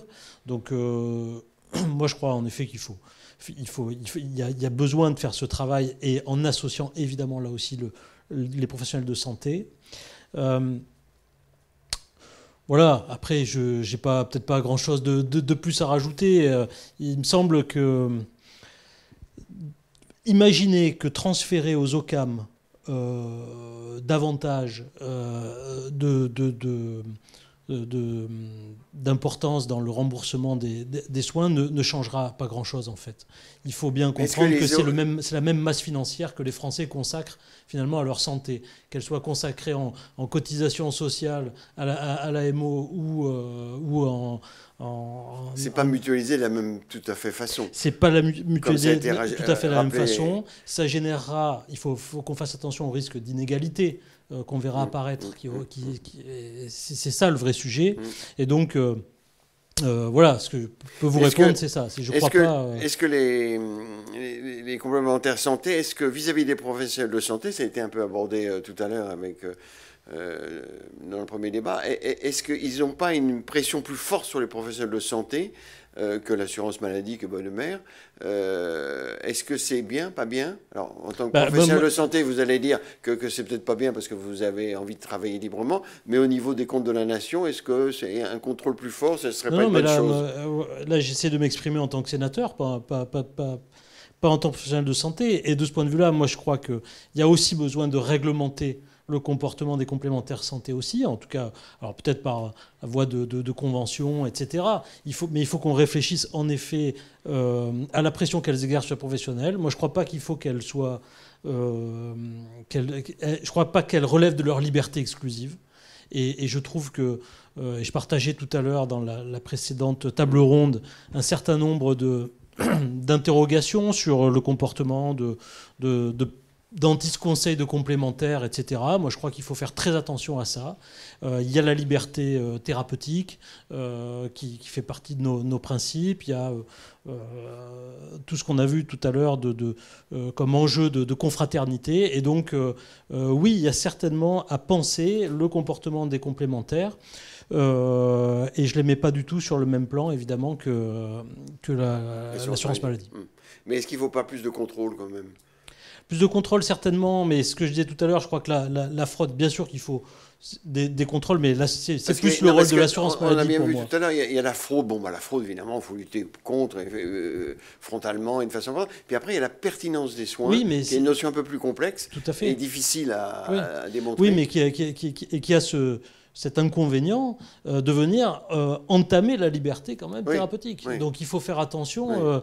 L'encadrement par les mutuelles des soins me paraît potentiellement dangereuse si on va au-delà. Oui, la pertinence doit être plus le fait des professionnels de santé. Sûr. Mais est-ce qu'ils le font aujourd'hui, les chirurgiens dentistes comme les autres ? Moi, je pense que la pertinence des soins doit se discuter avec le dentiste conseil de la sécurité sociale. Je pense qu'il peut y avoir des espaces de dialogue avec les complémentaires, pourquoi pas, mais il faut voir dans quelle mesure ces espaces de dialogue sont contraignants. Je crois qu'il faut qu'ils ne le soient pas trop, parce que voilà, il y a quand même des principes fondateurs de notre exercice médical. Et alors, sur la pertinence des soins, Bernard Jomier, Marc Leclerc le disait, il y a des marges de progression. Comment vous voyez ça ? Est-ce que c'est le rôle, alors on l'a vu un peu là, des complémentaires santé, de l'assurance maladie ou de la profession elle-même dans des structures qui mériteraient peut-être d'être dynamisées ? Comme ces choses sont bien dites, qui mériteraient d'être dynamisées, je ne sais pas. Mais en tout état de cause, d'abord, vous vous rappelez qu'Agnès Buzyn, je crois que ça fait 2 fois que je la cite, mais n'y voyez aucune volonté particulière, évalué à 30%. C'est l'OCDE, c'est... Non, oui, Agnès Buzyn a repris des chiffres. Elle a repris ce chiffre quand elle était ministre, elle l'a porté, elle a dit bon... Ce qui fait beaucoup, quand même. Et en fait, oui, ça me paraît beaucoup, mais bon, peu importe. Mais même si c'est 10, c'est pas mal. En tout état de cause, ce sera toujours quelque chose, parce que tout système fonctionne avec une règle du jeu, mais comme le disait Karl Popper, avec du jeu dans la règle. Sinon, il ne fonctionne pas. Et c'est la règle des systèmes vivants et des systèmes sociaux. Et donc, il y aura toujours cette part, et nos arts, votre art dentaire, l'exercice médical, comporte de telles parts d'incertitude, de telles parts de... Bon, qu'il y a toujours de l'interrogation. Ce qui me paraît important, c'est que les corps professionnels s'emparent de cette question. Et s'en emparent vraiment. Et trouvent... Enfin, il y a des voies de régulation. Mais si on laisse prospérer des cadres d'exercice qui valorisent l'aspect financier, on revient au sujet de la financiarisation, par rapport à l'objectif de santé, on porte atteinte, c'est très net, à la pertinence et à l'efficience des soins. C'est ce qui s'est passé dans le secteur dentaire, où des centres se sont mis à fonctionner en fonction d'objectifs financiers qui étaient assignés à chaque praticien, on le sait très bien, et plus en fonction d'objectifs de santé. Donc, c'est ces cadres qu'il faut empêcher. La régulation, elle doit être collective. Et une régulation collective, moi, encore une fois, il y a la responsabilité des acteurs et les ordres professionnels. Je ne sais pas, je n'ai pas de vision précise sur l'ordre des chirurgiens dentistes, donc je ne me concerne pas, mais je connais plus d'autres ordres professionnels. Et l'ordre des médecins, je l'ai dit à son président plusieurs fois ces derniers temps, est insuffisamment actif. Alors, il sait enfin emparer du sujet, il a une vice-présidente qui est très dynamique sur le sujet, mais c'est assez nouveau. Il faut que les ordres professionnels s'emparent plus fortement de ce sujet. Et bien sûr, l'assurance maladie a cette responsabilité ultime. Mais attention, moi je respecte le rôle de l'assurance maladie. Elle est comptable de l'argent public, donc elle doit contrôler. Mais attention, plus c'est centralisé, plus c'est général, plus c'est uniforme, plus ça risque de rater sa cible. Voilà. Et c'est pour ça les complémentaires santé, non? Mais non, les complémentaires santé, engagent... elles ont un rôle. Alors, elles ont un problème par ailleurs, c'est la question de l'accès à leurs propres données. C'est-à-dire qu'elles ne sont pas autorisées à utiliser un certain nombre de données qu'elles collectent, les données santé. D'ailleurs, elles le réclament à corps et à cri, notamment pour mettre en place des politiques de prévention ciblées, pour repérer ceux à qui on peut proposer tel bilan, etc. etc. Donc là, alors que l'assurance maladie a accès et peut utiliser l'ensemble des données. Donc, tant qu'on n'a pas réglé cette question, je crois que la question des OCAM doit être... on doit avancer avec beaucoup de prudence sur cette question. Je vais dire ça comme ça. Je crois que le vrai binôme actuel, ce sont les professionnels, les organisations de professionnels et l'assurance maladie. Oui, mais les organisations professionnelles ne sont pas très enclines à travailler là-dessus. Oui, alors, encore une fois... Et après, il y a les CMP. Là. Enfin, vous connaissez les sanctions ordinales chez les médecins quand vous avez été effectivement condamné, sanctionné pour des pratiques totalement déviantes. Eh ben, elles sont extrêmement faibles. Donc, oui, mais... alors, c'est pas le seul, mais c'est quand je dis la mobilisation des ordres doit exister, c'est-à-dire à un moment, soit on estime qu'on a une déontologie qui est infranchissable, incontournable, et que c'est le fondement, et c'est le fondement du respect que nos patients et la société nous accordent. Là, je dis nous parce que je parle en professionnel de santé, excusez-moi, mais soit on est très clair là-dessus et on met en application, sinon, les dérives, elles arrivent vite, voilà, et on les a vues. Mais la pertinence des soins, c'est quelque chose de compliqué, parce que comme vous le dites... Oui, puis on ne parle pas de l'hôpital, là, on pourrait parler de l'hôpital. Parce que la pertinence des soins à l'hôpital, on se dit, bon, les gens, ils sont à l'hôpital, là, on leur fait ce qu'il leur faut, rien d'autre. Rien du tout. Prenez l'exemple du DMP. Moi, j'ai échangé récemment avec une ministre qui me dit, maintenant, ça marche, le DMP, etc. Oui, c'est vrai que quand on fait un acte, oui, enfin, peu importe. Effectivement, les données sont collectées. Mais je lui ai dit, mais vous êtes déjà allé ouvrir, premièrement, un DMP pour utiliser, mais c'est juste... c'est l'enfer, quoi. Donc moi, personnellement, j'ai dit, moi, je n'utilise toujours pas, mais les données de consultation partent, mais ça ne marche pas dans le temps. Et deuxièmement, le patient qui arrive aux urgences de l'hôpital, ils n'ont pas accès. Ils n'ont pas les logiciels dans 95% des hôpitaux. Donc, qu'est-ce que vous voulez parler d'efficience, de pertinence des soins déjà à l'arrivée? Quand la CRP, la biologie a été faite et que vous arrivez, de toute façon, on vous la refait. Et qu'en imagerie, c'est la même chose. Bon, donc, je ne vais pas m'étendre parce qu'on va un peu trop loin là, mais le dossier de la pertinence, il ne concerne évidemment pas que les acteurs ambulatoires. Non, mais on parlait des professionnels de santé en général. Madame Ménard, sur les complémentaires santé, sur la pertinence, sur les contrôles... La pertinence, elle est infiniment liée à deux choses. La première, la qualité des formations professionnelles initiales et professionnelles continues. Et je crois que c'est là qu'il faudrait véritablement imposer les choses. Je vais jusqu'à imposer parce que c'est pas gênant. J'étais expert judiciaire. Après l'affaire d'Outreau, j'ai dû passer, je sais pas, peut-être 15 ans, tous les mois, sur les bancs de la fac, à me faire réexpliquer ce qu'on savait, ce qu'on croyait savoir. Et en fait, compte, voilà. Donc la formation continue obligatoire, moi, ne me gêne pas du tout, ça peut se faire. Et ça éviterait déjà... pour les fautes de bonne foi, bien entendu, pour des pertinences de bonne foi. Je ne parle pas de quelques affaires en termes dentaires qui sont dans la région de Marseille, par exemple. Bon, c'est pas du tout ça. C'est pas du tout ça.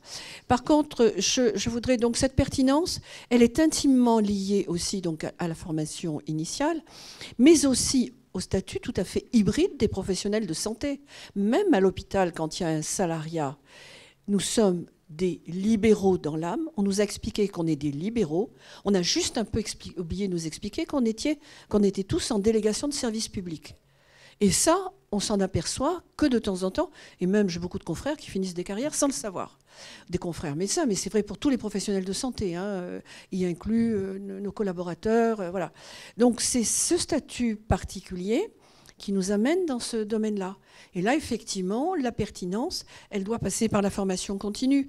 Il faudrait que les confrères et tous les professionnels de santé restent curieux, se disent la finalité, l'efficience, ça doit faire partie de notre quotidien. Il y a des fois des jeux intellectuels intéressants de savoir si avec une molécule, on ne peut pas traiter 2 ou 3 pathologies, ou si vous, avec un soin, en cascade, vous n'allez pas en éviter d'autres, ou des complications. Enfin, je veux dire, tout ça, c'est l'art dentaire, c'est l'art médical, c'est l'art infirmier, c'est là où nous passons effectivement la notion de personnes seules à un moment donné. Alors, je sais bien que maintenant, il y a des staffs, mais... Vraiment d'organisation à la partie des soins, on peut imaginer que les complémentaires de la santé prennent la main pour essayer, et tant mieux peut-être après tout. Oui, mais... Parce que les professionnels de santé n'ont pas d'intérêt à agir. Vous parlez en sous-entendu le paiement à l'acte, c'est ça? Ah non, non, non, pas du tout. Non, non. Là, je suis presque ma vieille déformation d'expert judiciaire en termes de responsabilité par rapport aux choix qui ont été faits et du résultat donné. Comment faire en sorte que Vis-à-vis du patient d'abord.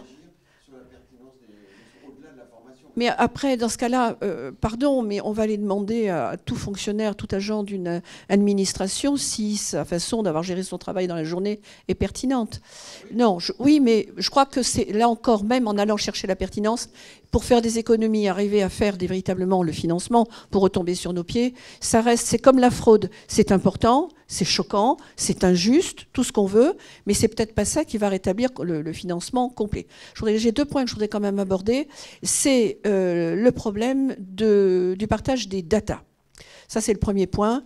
Les complémentaires comme l'assurance maladie, mais aussi le fisc, mais aussi quand on voit au niveau des caisses tous les régimes qui peuvent être, que ce soit les régimes généraux, les autres régimes spéciaux, dans toutes les branches. Enfin, ça fait une mosaïque de possibilités de transfert de data qui sont très inquiétantes. Pourquoi ? Parce que pour avoir été 8 ans député européen, je sais à quel point les data, c'est la richesse d'un pays. Voilà. Et en santé, n'en parlons pas. Et en prévoyance, n'en parlons pas. Avec cette particularité que je tiens à souligner ici, c'est que la prévention, à ce jour, n'est déjà plus une prérogative nationale. C'est une prérogative européenne. Et n'en parlons pas, pas vraiment, vu de mon côté, non, mais bon, ça, tout se discute, bien sûr. Et plus du tout maintenant, avec la création toute nouvelle au 1er janvier de la commission santé. Parce que véritablement, les consignes qui peuvent être données à partir de l'Europe ne sont pas applicables aux 27 pays. Déjà que nous avons tout fait pour avoir une gestion, comment dirais-je, régionalisée à tout le moins, voire même en bassin. On sait très bien qu'il y a des pathologies différentes en PACA, différentes des Hauts-de-France. Ce n'est pas pour avoir des décisions qui soient européennes, pour décider de ce qui va être une priorité nationale ou pas, une priorité européenne ou pas. L'idée générale de tout ça, parce que c'est l'Europe qui va s'en occuper, c'est que ce soit un marché. Il y a juste un petit mot de 6 lettres. Un marché. Et ça, il faut vraiment en avoir conscience. Alors, je ne vais pas faire de procès ou d'ouvrir un grand débat. C'est simplement une donnée. Et évidemment, moi, en 8 ans, j'ai vu au fil des dossiers la perte des prérogatives des États uniquement pour avoir un grand marché unique, qui d'ailleurs est la base même de la création de l'Europe. On est d'accord, pas d'accord, c'est pas ça le problème. C'est simplement que la santé va être encore à un autre niveau, un vrai marché. Voilà. Pour tout le reste, et pour peut-être, je suppose que vous allez vouloir que nous concluions, effectivement, ce débat, à la limite, presque, on l'ouvre plus aujourd'hui qu'on ne le fait avancer, mais il est fondamental de l'ouvrir. D'ailleurs, je peux vous dire déjà qu'au niveau de la MEX Assemblée nationale, ça va être le sujet lourd de l'année, savoir les articulations avec l'assurance maladie, les complémentaires, et réfléchir à cela en complément, bien sûr, avec vos travaux, bien évidemment. Merci. Alors, il nous reste quelques minutes. Est-ce qu'il y a des commentaires, des questions dans la salle? Alors, sur les assistants numéro 2, non? Alors, vous voulez? Alors, on va vous apporter un micro. Il nous reste 10 minutes à peu près. Pardon. Oui, c'est mon dossier. Je vous avais rencontré, Madame Mélin, à la commission des affaires sociales à l'époque pour la loi Rist, en fait. Faut être très clair, la loi Rist a été très mal écrite. Elle a été mal écrite. Avec M. Bazin, on a réussi à la corriger un peu. Ça a été moins pire, mais c'était quand même pas terrible. Ensuite, au niveau du Sénat, vous vous êtes fait balader parce qu'on a juste omis le fait que l'un des intérêts de l'assistante dentaire de niveau 2, c'était le aller vert. et que c'est compliqué d'aller vers, sous la responsabilité et le contrôle effectif du chirurgien dentiste, ça n'a pas tellement d'intérêt d'y aller à deux. Donc, ensuite, il y a toute une problématique sur les niveaux de diplôme. C'est très français, niveau 4, niveau 5. Et c'est compliqué de déléguer des actes médicaux à une assistante dentaire de niveau 1 qui a un diplôme équivalent bac. Et à ce jour, donc, on avait bien travaillé avec la DGOS, au ministère, pour élaborer, définir quels actes pouvaient être délégués. On était presque arrivé. On a la liste, sauf que à ce jour, tout s'est arrêté, dissolution oblige, machin, etc. Mais c'est surtout, et j'insiste, on vous laissera volontiers nos cartes professionnelles, on prendra les vôtres, parce qu'on a vraiment besoin aujourd'hui d'un vecteur législatif pour pouvoir réécrire la loi RIST, le paragraphe sur l'assistante dentaire, parce qu'à ce jour, on ne peut plus avancer. Et donc,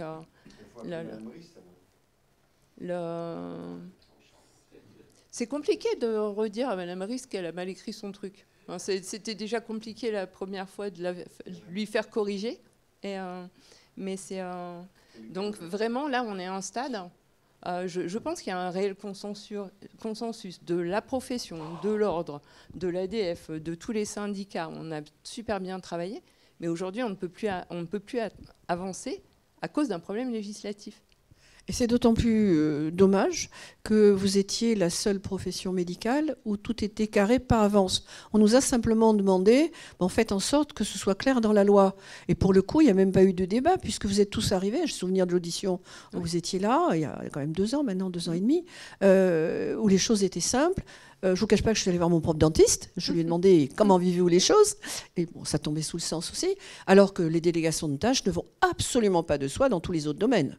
Loin de là. Ouais. Et c'est vraiment dommage. Alors là, écoutez, moi, je reste à votre disposition. Enfin, on en reparlera tout à l'heure en privé, évidemment, mais peut-être mes collègues sénateurs, puisque ça bloque chez vous. Je ne sais pas. Je crois qu'il est urgent que vous puissiez faire quelque chose pour relancer le dossier, parce que là, depuis juin, c'est la carte comblée. Il y a une dissolution. Oui, mais certes, c'est ce qu'on nous dit à la DGOS. C'est un peu facile. Oui, alors d'abord, je voudrais vous remercier pour tout ce temps d'échange. Juste vous dire que, comme vous l'avez soulevé, dans ce cas-là, il faut un véhicule législatif. Vous connaissez bien notre jargon. Et donc, c'est pas simple. Voilà. Donc, il faut qu'on regarde. Non, parce que soit c'est un parlementaire qui dépose un texte et c'est très compliqué de l'inscrire dans un espace réservé sur un point aussi quand même très centré, très important pour vous, et je vous le comprends, mais qui, pour un législateur, est à un point très technique et très précis. Après, sinon, c'est le gouvernement qui a beaucoup plus de latitude pour inclure la disposition dans un texte de loi, dans un des projets qui présente sur la santé, où là, c'est lui qui détermine et qui peut l'inclure. Après, le PLFSS, qui traditionnellement était le vecteur de ce type de dispositif, honnêtement, c'est de plus en plus compliqué parce que le Conseil constitutionnel a beaucoup bordé le cadre du PLFSS, qui était un peu une loi d'organisation de la santé.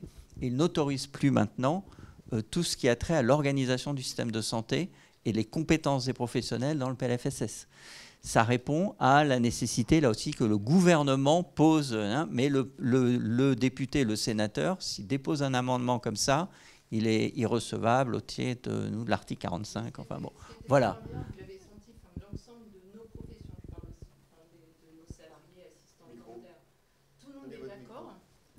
À la commission des affaires sociales, quand on discutait avec vous, députés de tous bords, tout le monde était d'accord. Enfin, le sujet est hyper consensuel. J'imagine pas... Je n'ai pas souvenir de ce qui s'est passé au Sénat, honnêtement, j'en suis désolé. Mais je me souviens bien des lois RIST 1, RIST 2, Valtou, sur ces sujets-là, mais je ne me souviens pas de ce point particulier. Nous, on était un tout petit point, le 4, je crois. Mais est-ce que ça veut dire que le Sénat a retiré ce qui avait été voté à l'Assemblée ? Non, en fait, non, pas du tout. Voilà, tout a été voté, sauf que il y a dans l'écriture du texte, il y a c'est pas des erreurs, mais il y a des choses qui nous bloquent aujourd'hui. Sur le aller vers. Bon, mais si ça n'a pas été amendé pour le débloquer, je ne sais pas pourquoi non plus. Peut-être que... Enfin, moi, je n'ai pas souvenir avoir été saisi de cette question, en tout cas. Voilà. Voilà. Alors, on va conclure, peut-être. Oui. On va vous donner un micro, madame. partir, c'est ça maintenant? Oui, dans 2 minutes. J'ai juste un petit mot, et qui n'est pas de ma part, mais qui est au nom de la présidente de Rhapsodif, qui s'occupe des enfants handicapés, donc qui n'est pas là aujourd'hui, puisque mercredi, elle soigne au sein de son association des enfants handicapés, qui m'a vraiment demandé d'appuyer sur un point par rapport au désengagement de l'assurance maladie. Vous savez, il y a ce qu'il y a en global, et puis il y a les petits points précis auxquels on ne pense pas, et qui sont pourtant très importants. Pour la mise en place des moyens qui ont été faits à la dernière convention pour prendre en charge les enfants handicapés, on avait 100 € de plus. Malheureusement, l'une de ces dispositions a créé de facto une discrimination intolérable pour toutes les personnes vivant avec un handicap. En effet, la revalorisation des 100 € n'est pas prise à 100% par l'assurance maladie, et ça le sera encore moins.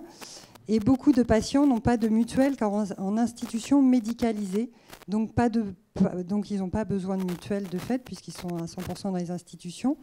Donc ils doivent payer plus cher qu'un patient lambda, j'ai envie de dire, pour le même soin. Ils pensent que c'est une erreur humaine, effectivement, dans ce genre de grandes décisions prises à l'emporte-pièce et où on ne pense malheureusement pas aux cas très spécifiques. Et pour autant, ce sont des cas spécifiques qui ont vraiment besoin qu'on s'intéresse à eux. Par conséquent, les chirurgiens dentistes hésitent à appliquer cette revalorisation pour ne pas pénaliser le patient et pour ne pas se retrouver avec des indus. Voilà. Donc eux, ils pensent qu'un nouvel avenant prendrait trop de temps, et parce que pour eux, c'est une véritable urgence dans le soin à l'handicap. Le bricolage avec les ALD est bien trop compliqué administrativement. Et ils pensent qu'un point dans le PLFSS, qui on espère sera peut-être voté, sera le plus rapide et le plus efficace. Voilà, je me permets juste de prendre mais je vais vous répondre en quelques secondes. Premièrement, on auditionne Madame Parmentier-Lecoq, la ministre du Gouvernement des Assistants parlementaires, dans quelques jours en commission des affaires sociales au Sénat. Donc, si vous lui transmettez ces éléments, je l'interrogerai pendant cette audition sur ce point précis. D'accord ? Et deuxièmement, sur le PLFSS, attention, c'est pas un nouveau PLFSS. Il va être adopté demain après-midi au Sénat, puisqu'il y a lecture des conclusions de la CMP. Il va repartir chez nos collègues députés, mais avec une règle que tous les parlementaires connaissent bien, qui s'appelle la règle de l'entonnoir. On ne peut pas réintroduire de nouvelles dispositions. Voilà. Donc, je ne suis pas sûr que mes collègues députés, ils ne pourront pas, a priori, intervenir sur cette question. Ils pourront oralement, bien sûr, voilà. Et pour qu'elle soit interrogée 2 fois de suite sur le même sujet, ça peut se faire. Oui, je passe le micro.